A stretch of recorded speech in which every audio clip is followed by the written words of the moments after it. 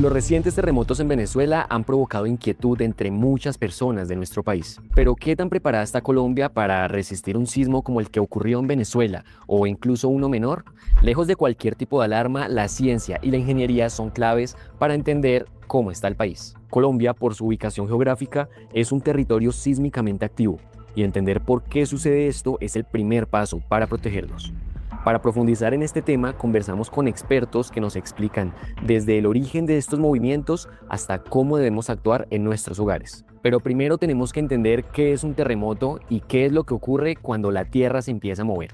Para esto nos responde Miguel Lizarazo, sismólogo del Servicio Geológico Colombiano. Básicamente es la liberación de energía producto de la acumulación de esfuerzos en el subsuelo, producto del empuje entre bloques o placas tectónicas alrededor de fallas o bordes de placas. Esta situación es especialmente relevante para nosotros, pues Colombia se encuentra en una zona de confluencia de varias placas como la de Nazca, la del Caribe y la suramericana, además del llamado bloque norandino. Aunque la ciencia todavía no puede predecir cuándo va a ocurrir un terremoto, por lo menos tenemos entidades que monitorean constantemente estas situaciones y evalúan qué pasa con las placas que se encuentran bajo el país. Colombia, en términos de placas tectónicas, es una zona sísmicamente muy activa en términos tectónicos. Pero adicional a eso, las cordilleras están, dijéramos, gobernadas por fracturas que tienen movimiento, es decir, fallas geológicas o fallas sísmicas. En las tres cordilleras tenemos presencia de sistemas de fallas importantes.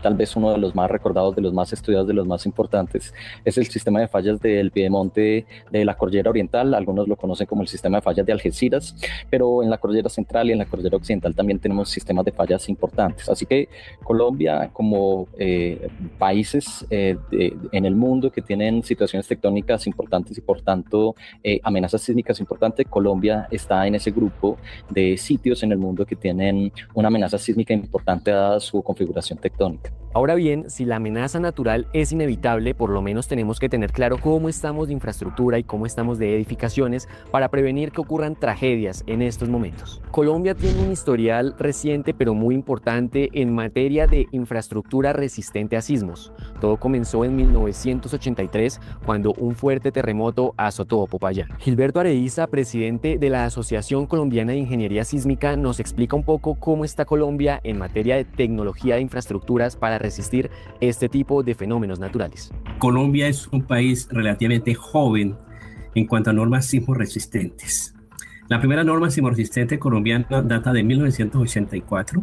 Esa norma sismo resistente del año 84 fue actualizada en el año 98, luego en el año 2010, y en este momento estamos trabajando en lo que esperamos sea la actualización de la norma sismo resistente 2026 o 2027.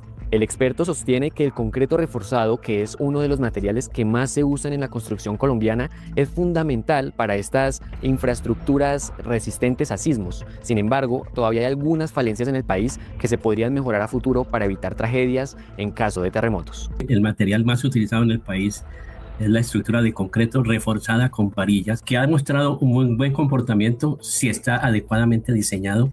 Y no solamente adecuadamente diseñado, sino una adecuada supervisión técnica independiente, la estructura no tendrá un buen nivel de resistencia sísmica. Uno de los aspectos más importantes en los cuales el país debiera centrar sus esfuerzos económicos es en reducir la vulnerabilidad sísmica de las instituciones hospitalarias. Las instituciones hospitalarias públicas adolecen realmente de una infraestructura sismo resistente. Guillermo Escobar, director del IDIGER, nos advierte que estos cuidados no solo deben ocurrir un día al año cuando se hace el simulacro, sino que deben ser prácticas que tengamos en cuenta todos los días, pues un sismo o un terremoto nunca le avisan a las familias.